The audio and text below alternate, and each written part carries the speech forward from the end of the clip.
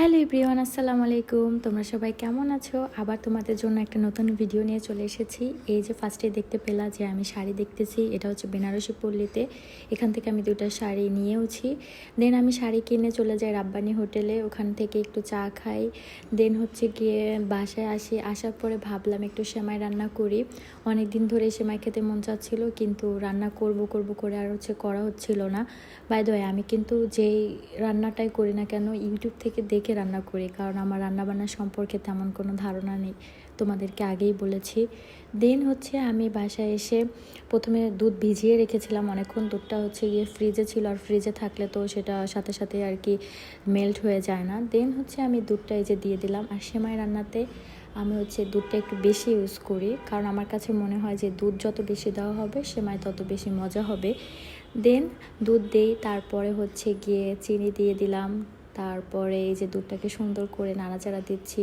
যখন দুধটা ঘন হয়ে আসবে তখন হচ্ছে গিয়ে ওটাতে সেমাই দেব।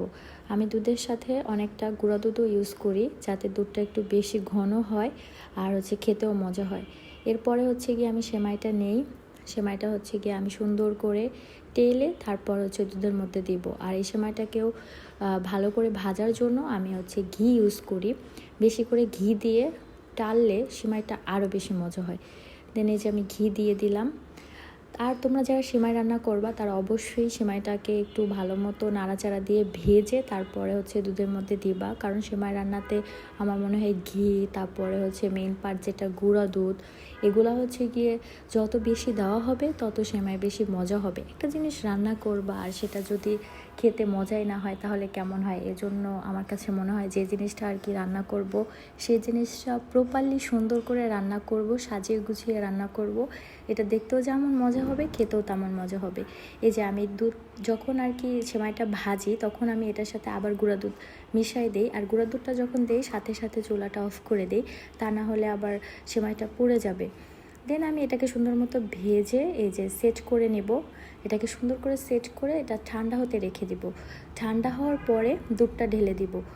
দুধটাও যখন হয়ে যাবে ঘন করার পরে, দুধটাও কিছুক্ষণ ঠান্ডা হবার পরে দিতে হবে। তারপর এটা হচ্ছে আমার সেমাইয়ের ফাইনাল লুক। আমার সেমাইটা, আমার কাছে তো আমার সেমাইটা বেস্ট লেগেছে এবং অনেক মজাও লেগেছে। যারা যারা খেয়েছে তারাও বলেছে মজা হয়েছে। সেমাই খেয়ে দেন একটু বাহিরে যাই ফুচকা খেতে। আজকের ভিডিওটা এই পর্যন্তই। আল্লাহ হাফেজ।